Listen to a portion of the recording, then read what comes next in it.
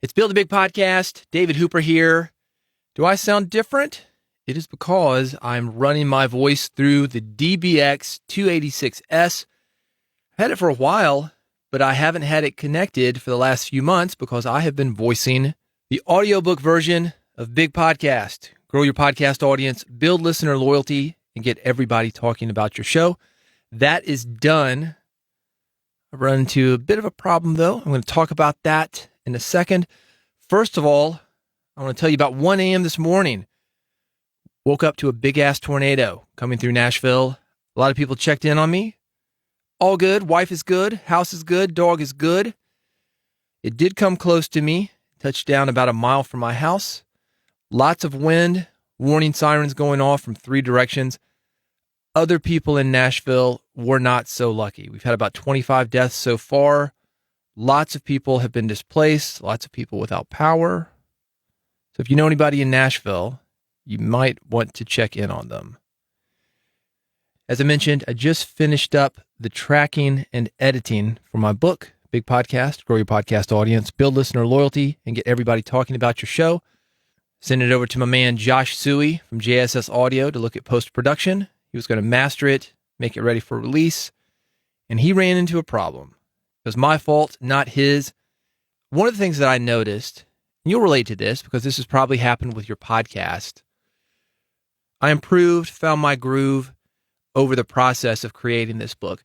So the chapters at the beginning were not as good as the chapters at the end. And one of the ways they were not as good is I was blazing through this thing, way too quick. The pauses to really emphasize what I wanted to emphasize. Some of them weren't there. So what I did, I went through the whole thing and I added some pauses.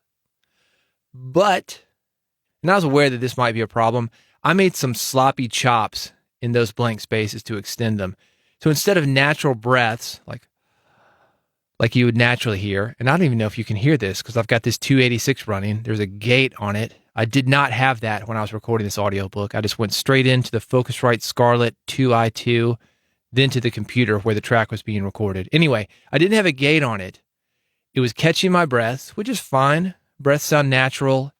Breath can actually be good because when you listen to somebody breathing, and we're used to doing this all the time, it's a very natural thing. You don't think about it when you're listening to it.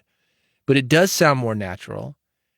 And when you don't have those breaths, again, you're not aware that they're there, but you might be aware when they're not there. And it can kind of be upsetting to your nervous system. It'll make you anxious. So I wasn't mad about the breaths, but because I was doing these sloppy chops, adding some stuff maybe in between a breath, you'd hear something like, and sometimes 3 things. It made it difficult for Josh to take those things out via automation. So what I'm left with now is 10 plus hours of tape, because this is a big book, that I'm going to go through manually to remove these funky breaths. That is happening now. I don't expect it to delay the release of the audiobook too much, maybe a couple of weeks, but I still expect this audiobook to be released within the month. And if you are interested, make sure you subscribe to this podcast. bigpodcast.com/subscribe has all the information that you need to make that happen. I've done a couple, maybe 3 audiobook projects before, nothing this long. I've had other people voice books that I have written. On the last one, I hired a guy to do it. And on the previous ones that I voiced myself, I went into a different studio. This one, I decided to do it on my own, not only voice it, but also record it. Part of that is because what I'm trying to do through this book is show people that it is possible. But, hey, you make some mistakes. Can they be fixed? Yeah, they can. And by the way, if this was a book for the general population, I don't know that I would fix it. But because this is a book for podcasters, you're listening with a trained ear, I'm doing it, man. Because I know that I'm going to be judged at a different level than I would be for the average person that doesn't hear the nuances. This is stuff that's recorded around negative 50 decibels, if that means anything to you. And because you've got that attuned ear, and you might hear it in your headphones when you've got the volume cranked, I'm taking it out. I'm not taking that chance. And the way to do it right is through manual removal. Am I being a perfectionist? Maybe. I had Dave Jackson in here a few months ago, And one of the things he said after we were done recording the session, he said, man, you're a perfectionist. When you say something, it sounds great. And then you'll want to record it again because you found a little bitty problem with it. Imagine doing that for a big ass book like this, 10 plus hours. Strangely enough, because he thought I might be a perfectionist and because I respect his opinion, I sent Dave Jackson a clip of this book. I said, Dave Jackson, 1, am I being a perfectionist? And 2, is there anything else that I can do besides manual removal of these noises? I expected just an answer. Yes, you can. I expected just an answer. Yes, you can do something. No, you can't do something. He put this audio through a debreather plugin just to show me what the option was for taking care of it. So I'm going to play 3 clips for you, actually 6 clips. They are 3 different before and after clips. The first one will be me with no filter.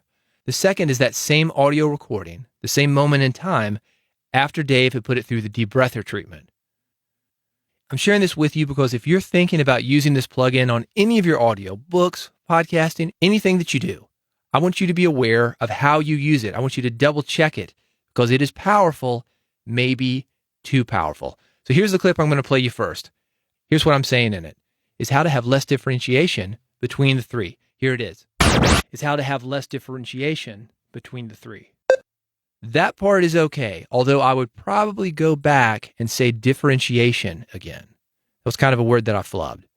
But the last part, where I say between the 3, listen to this with the debreather, is how to have less differentiation between the 3. That got choppy. It wasn't as clear.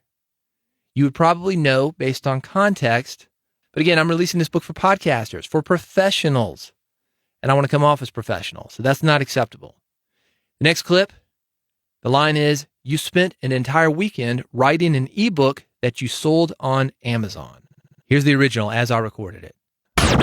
You spent the entire weekend writing an ebook that you sold on Amazon. I'm going to play it again with the debreather. I want you to pay attention to the very last part. You spent the entire weekend writing an ebook that you sold on Amazon. Writing an ebook, it took off that. Maybe it sounds like a breath. I don't know. Okay, final clip. Here's the before. But it's working on solo episodes that will enable you to really develop these skills. You'll notice that there was a hard K sound in working. Listen to that again. But it's working on solo episodes. I probably would have done that again if I'd caught that. But I want you to check it out with the debreather. But it's working on solo episodes that will enable you to really develop these skills.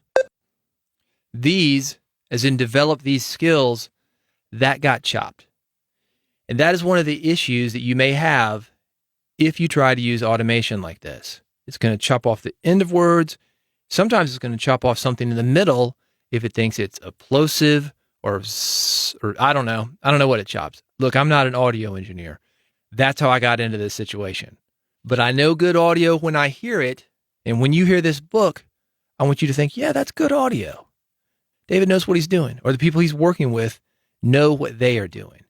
Anyway, something to consider. I get asked about this all the time. The book's been out about a year. People are like, when's the audiobook coming out? When's it coming out? I thought you were working on it. Yeah, I'm working on it, but it is a very slow and meticulous process because 1, I'm used to doing live broadcast.